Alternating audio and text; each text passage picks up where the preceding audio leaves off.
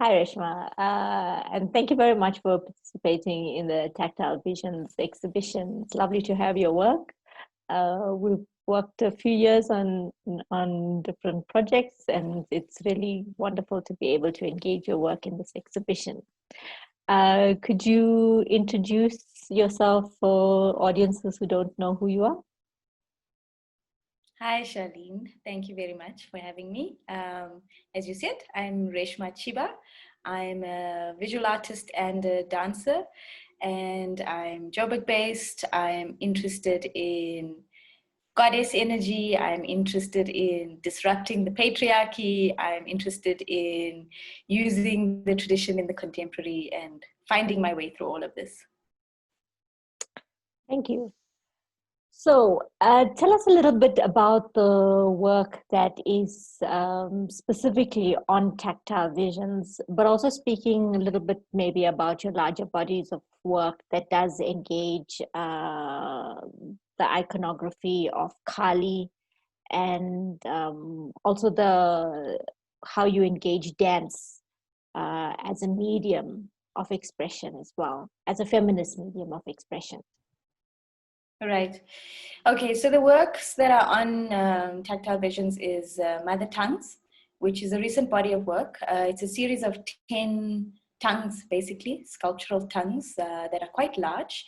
They're just slightly shorter than me, and I'm quite short though, but they're quite big for me. Like, it's a lot to hold. So the work is, the tongue itself is something that is a motif that has been present in my work, say, for the past, I don't know, 15, 16, 17 years.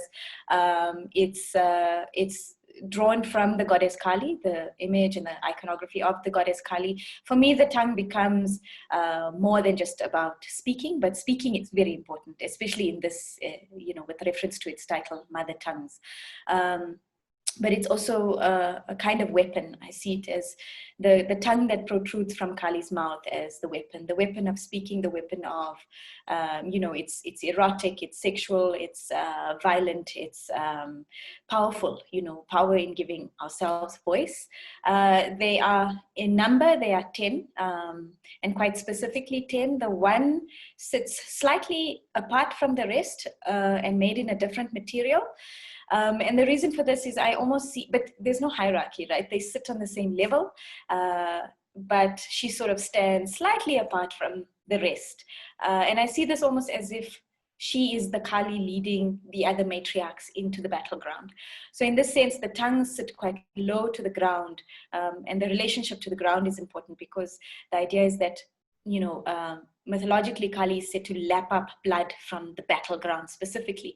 So these tongues become, in a sense, referent to women charging into the battleground. The battleground being patriarchy, history, violent histories, the space we're in, but also the reference to mother tongue is quite important. And so here I ask myself, what is my mother tongue? How do I get here? So it starts to speak to my history, my language, and historically with my work, my starting point is always my maternal grandmother. So mother tongue starts to reference her in that way as well. The number 10 is important because it's a reference to an older work, which is also on Tactile Visions. A few selected works from that series is on the show. It's called Dashamahavidya, and it's a series of 10 dances. The 10 dances, though, what they do is they start to, using the classical style of Bharatanatyam, a female dancer, but the reference is to a folk style called Muttiyettu, which is basically the invocation and evocation of the goddess Kali. Now, interestingly, this folk style is only performed by men. Women are literally fenced off. There's a fence and you have to watch from the other side, especially if you're menstruating.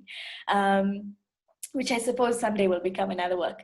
But the idea is, so to disrupt the dance or the invocation or evocation of Kali by having a woman dancer dance it, but also the style that she's performing, her draping and her clothing are disrupting that style itself.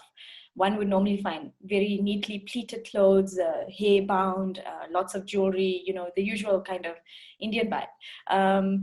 Whereas here I'm starting to disrupt that. The other thing that is common in all 10 photographs is the waist hanging, which is a tongue. So it's in Mutiyettu itself, when the men perform it, that tongue is a reference to Kali, but in some ways becomes an exaggerated phallus. And in this case, it becomes an exaggerated clitoris worn on the woman's body. So in that way, I'm starting to disrupt both the style of Bharatanatyam, but also the idea of Mutiyettu and women not being allowed to dance this thing. And the dancer portrays 10 different versions or wisdoms of Kali, 10 different states of being of goddess, but I like to think of it 10 different states of being of womanhood, which range from the nurturing mother to the destructive slayer to the widow even. So all of these women are present and have presence in that space together. So in a way, there's a conversation happening between the large tongues that hang off the wall that become the charging army, and these three women played by a woman dancer.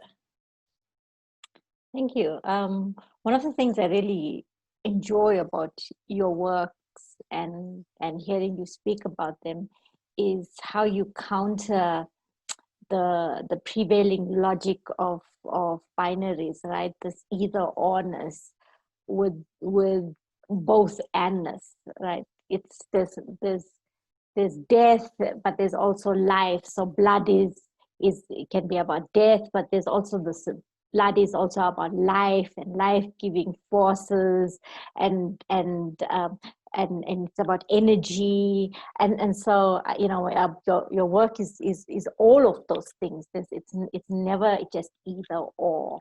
It's yes, it's tongues, but it's clitorises and it's phalluses, and so it's all of these things. It's just never it's this or that. And so I like the ways in which you're always breaking out of these categories.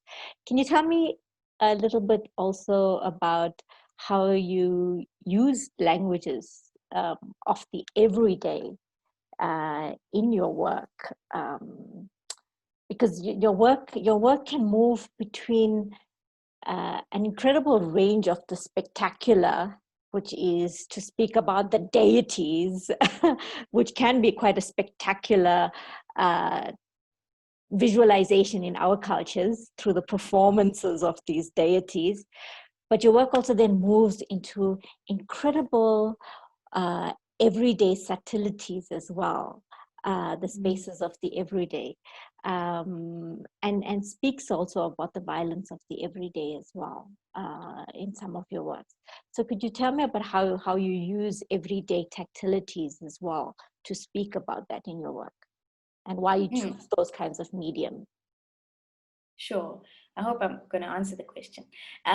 So, I mean, part of it is I'm interested in what you talk about as the spectacular of the deity, but also how do we embody that? How do we think about, there's always irony. There's never this thing about, oh, it's Kali, now she's going to defeat, she's going into the battleground and she's going to defeat everyone.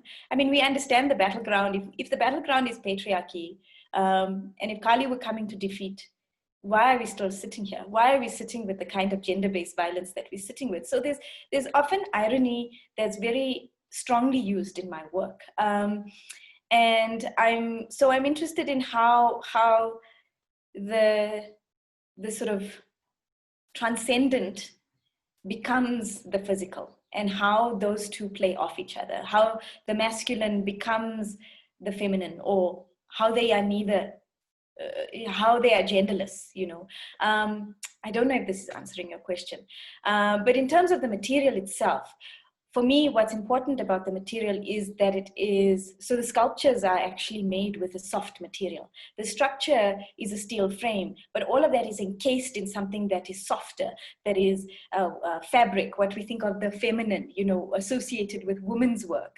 But these quite large, heavy, masculine, in a sense, sculptures. I mean, they're masculine because they protrude from the wall. They stick out. So I'm very aware of how even those terms start to space of clitoris and phallus, and that's done you know, simply is king. It's handmade. It's handmade as in stitched. So all of it takes quite long. This kind of idea of wrapping and knotting and binding, all of those things become part of the reading of the work. Even the tongue, the hanging on the dancer's waist is something that is handmade and stitched. The draping of the clothes. So fabric becomes a constant use in my a constant medium use through in most of my making, whether it's in the photographs or it's something that I bind on my own body or bind over the sculptures or thread in and out of canvases or saris. You know, the tactility of the sari becomes again the motif of the everyday, but it's also, you know, that which is used to bind or that which is used to cover. And in my paintings, they start to reveal because the naked woman's body is placed on top, whether we think of it as a bleeding deity or we think of it as a bleeding woman who is decapitated. You know, it speaks to different kinds of violences and different moments of being woman. So it's important for me that the material itself starts to speak to some form of womanhood, but also it does have a referent to ancestry, right? So I'm second generation South African, but I've got Indian ancestry. So that referent is always there. And again, you know, the mother tongue is that referent again to my grandmother, to this land that I've come from, to this place that I'm disconnected from. But then the thread also becomes metaphoric of threading, of leading, of binding, of finding the path back. You know, we can think of fabric also as part of that trade route from India to Africa. So I think it holds a lot of coding and meaning in itself. Thank you very much for that, Resh. That's, you know, always fascinating to talk to you about your work and the you know the incredible layers and depth in your work. We also have a talk with Wilhelmine and Mary Savande on the 29th of August. And so we will pick up on this conversation with these artists. So I'm really looking forward to that as well. Thank you very much. No, great. Thank you, Sharlene. Thanks for having me on the show. Absolutely.